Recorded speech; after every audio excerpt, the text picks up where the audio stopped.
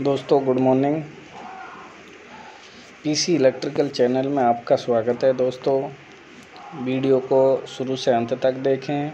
इसमें चुंबक टॉपिक के 20 क्वेश्चन लिए गए हैं जो विगत प्रतियोगी परीक्षाओं के सभी प्रश्न हैं। दोस्तों तो आज बात करते हैं चुंबक T20 टेस्ट सीरीज़ 2 की। दोस्तों मैग्नेट T20 टेस्ट सीरीज़ 2, मैं इंजीनियर पीसी सरगोश राणा आपका स्वागत करता हूं। दोस्तों टॉपिक आज का टॉपिक है, आज के जो 20 क्वेश्चन लिए गए हैं फ्लक्स घनत्व, एमएमएफ, मैग्नेटोमोटिव फोर्स जिसे कि चुंबक वाहक बल कहते हैं, रिलक्टेंस से संबंधित क्वेश्चन है। दोस्तों तो पहला क्वेश्चन देखते हैं, निम्न में से सदिश राशि है। तो दोस्तों निम्न में से सदिश राशि कौन सी है? चुंबकशीलता, चुंबकीय क्षेत्र की तीव्रता, फ्लक्स घनत्व या पोटेंशियल, मैग्नेटिक पोटेंशियल। तो दोस्तों सदिश राशि होती है चुंबकीय क्षेत्र की तीव्रता। जैसे चुंबकीय क्षेत्र की जो तीव्रता होती है, इंटेंसिटी होती है मैग्नेटिक फील्ड की इंटेंसिटी, ये एक सदिश राशि होती है, वेक्टर क्वांटिटी होती है। दोस्तों क्या होती है? वेक्टर क्वांटिटी होती है। सेकंड क्वेश्चन की बात करते हैं दोस्तों, चुंबकीय वाहक बल एमएमएफ क्या होगा यदि 8 टर्न के तार में 3 एम्पीयर धारा प्रवाहित हो रही है? तो दोस्तों एमएमएफ निकालने के लिए, जैसे ये अपन ने करंट दे रखा है, इस कोइल में 3 एम्पीयर करंट दे रखा है और टर्न कितने हैं दोस्तों? 8 टर्न हैं। तो एमएमएफ होता है एम्पीयर इंटू टर्न, टर्न का गुणा एम्पीयर से कर देते हैं दोस्तों। तो 8 इंटू 3 करेंगे तो 8 3 24। तो इसका करेक्ट आंसर आ जाएगा दोस्तों 24। इस क्वेश्चन का आंसर हो जाएगा 24 दोस्तों। 3 क्वेश्चन की बात करें, 75 टर्न की कुंडली में 4 एम्पीयर करंट प्रवाहित होने पर एमएमएफ क्या होगा? तो दोस्तों कोई कुंडली है, इसमें 75 टर्न है, एन का मान क्या है? 75 है, करंट 4 एम्पीयर है, तो इसका एमएमएफ क्या होगा? तो दोस्तों इसके एमएमएफ की बात करें तो 75 इंटू 4 हो जाएगा, और 75 इंटू 4 करेंगे तो 300 एम्पीयर टर्न आएगा। क्या आएगा? 300 एम्पीयर टर्न आएगा। तो दोस्तों थर्ड का आंसर बी हो जाएगा, 300 एम्पीयर टर्न, 380। फोर्थ की बात करें दोस्तों, चुंबकीय क्षेत्र में निम्न में से किसके चारों ओर मौजूद रहता है? दोस्तों क्वेश्चन ये कहना चाह रहा है कि चुंबकीय क्षेत्र निम्न में से किसके चारों ओर मौजूद रहता है?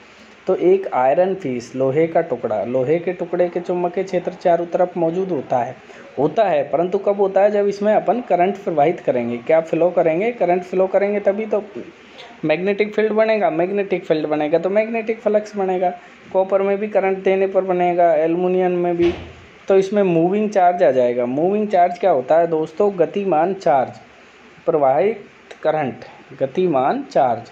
गतिमान अगर चार्ज है अपना और चार्ज गति करता रहेगा तो उस चार्ज, जैसे कोई वायर है, इसमें करंट प्रवाहित हो रहा है तो इसमें चुंबकीय क्षेत्र भी मौजूद रहता है।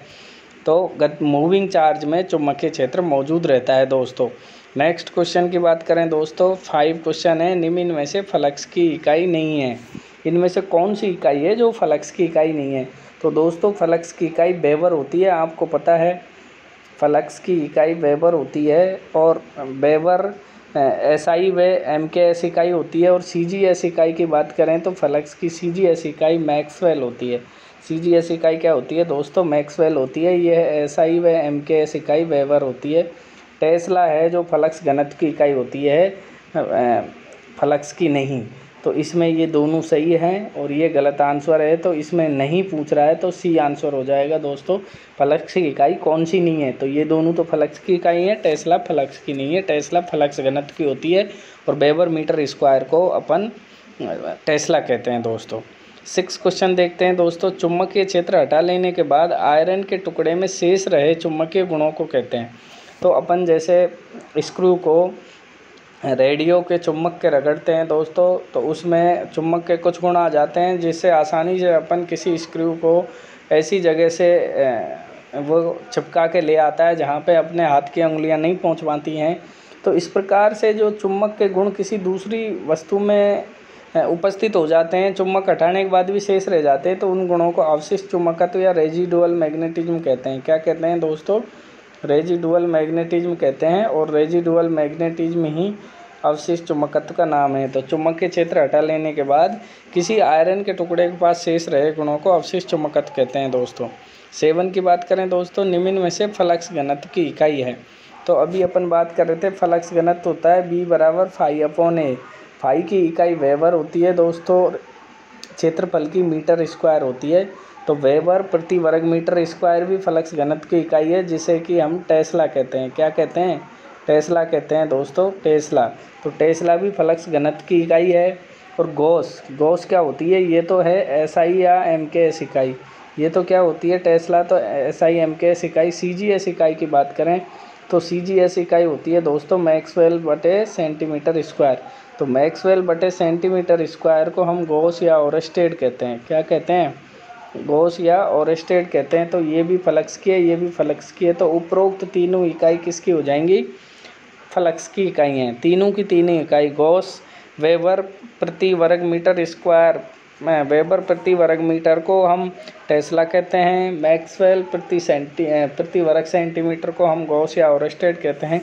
तो तीनों इकाई ही अपनी फ्लक्स घनत्व की इकाई हैं दोस्तों।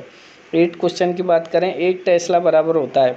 तो मैंने आपको बताया 1 टेस्ला बराबर क्या होता है? वेबर प्रति वर्ग मीटर। तो वेबर प्रति वर्ग मीटर को ही अपन क्या कहते हैं? टेस्ला कहते हैं। तो टेस्ला बराबर क्या हो गया?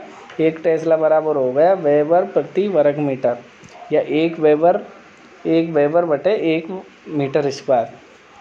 तो ये 1 टेस्ला के इक्वल होता है। तो 8 का करेक्ट आंसर हो जाएगा दोस्तों A। अगर वो अपन से पूछता 1 गॉस या 1 ओरेस्टेड बराबर होता है तो इसमें B आंसर आता। गॉस और ओरेस्टेड के बराबर पूछता 1 गॉस बराबर क्या होता है तो आंसर आ जाता मैक्सवेल प्रति वर्ग सेंटीमीटर। और या मैक्सवेल प्रति वर्ग सेंटीमीटर को ही अपन गॉस कहते हैं। 1 ओरेस्टेड पूछता तो भी B आंसर आ जाता, परंतु टेस्ला पूछा इसलिए इसका करेक्ट आंसर A आ जाएगा दोस्तों। 9 क्वेश्चन की बात करते हैं दोस्तों।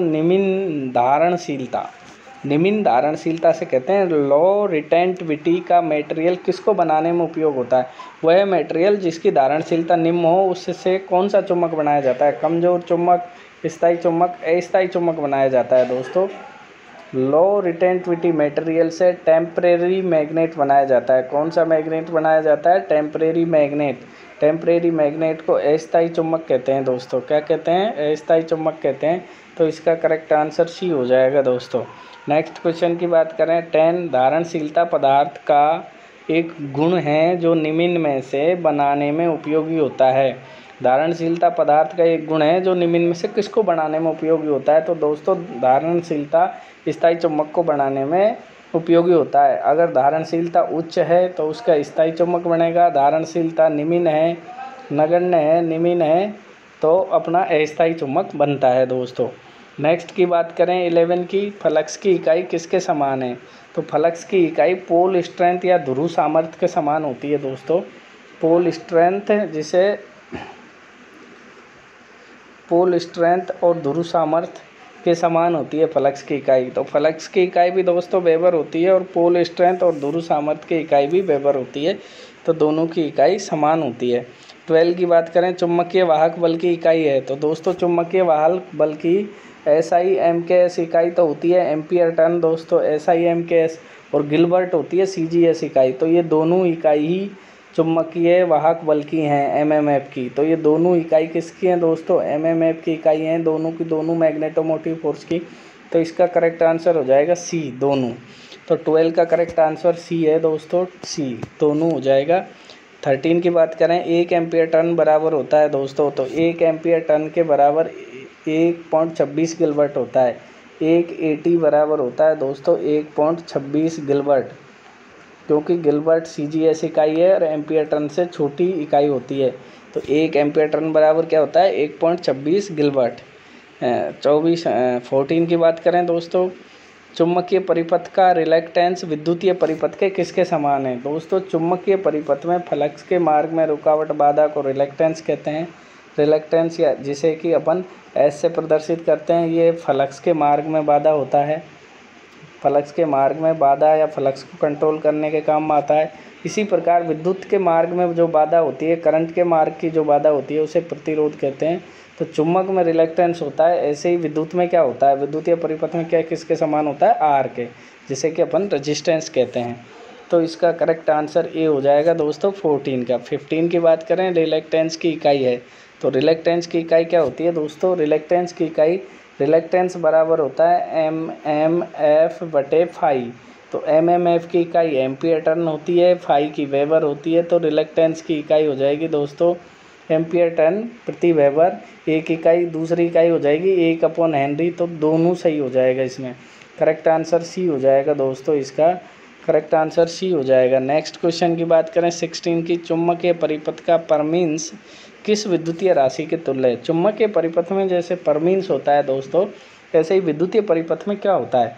तो चुंबकीय परिपथ में परमीन्स जो होता है, परमीन्स जो होता है वो रिलक्टेंस के विलोम को कहते हैं। किसको कहते हैं? रिलक्टेंस के विलोम को परमीन्स कहते हैं। उसी प्रकार विद्युतीय परिपथ में प्रतिरोध होता है रिलक्टेंस के बराबर, तो प्रतिरोध के विलोम को चालकता जी कहते हैं। तो इसका करेक्ट आंसर सी आ जाएगा दोस्तों 16 का। 17 की बात करें, परमेंस की इकाई है। परमेंस की इकाई क्या होती है? तो परमेंस की इकाई वेबर प्रति एम्पियर टन भी होती है और हेनरी भी होती है। तो इसमें दोनों आ जाएगा दोस्तों, 17 में सी आ जाएगा। परमेंस की इकाई वेबर प्रति एम्पियर टन भी होती है, हेनरी भी होती है। और नेक्स्ट क्वेश्चन देखें दोस्तों 18, परमीन्स की इकाई किस विद्युतीय राशि की इकाई के तुल्य है? तो परमीन्स की इकाई आपको मैंने बताया अभी, एक इकाई क्या है? हेनरी।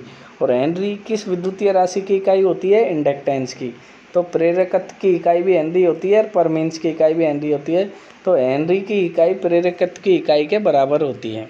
19 की बात करें, विद करंट कंट्रोल डिवाइस को रेजिस्टेंस कहते हैं, उसी प्रकार फ्लक्स कंट्रोल डिवाइस को क्या कहते हैं? प्रतिष्ठम कहते हैं दोस्तों। हिंदी में प्रतिष्ठम, इंग्लिश में बात करें तो रिलक्टेंस कहते हैं। क्या कहते हैं दोस्तों? रिलक्टेंस कहते हैं। 20 की बात करें, चुंबकशीलता परमेबिलिटी के विलोम को क्या कहते हैं? चुंबकशीलता या परमेबिलिटी के विलोम को क्या कहते हैं दोस्तों? तो रिलेक्टिविटी कहते हैं। क्या कहते हैं? रिलेक्टिविटी कहते हैं। चुंबकशीलता के विलोम को क्या कहते हैं? रिलेक्टिविटी कहते हैं। तो इसका करेक्ट आंसर ए आ जाएगा 20 का दोस्तों।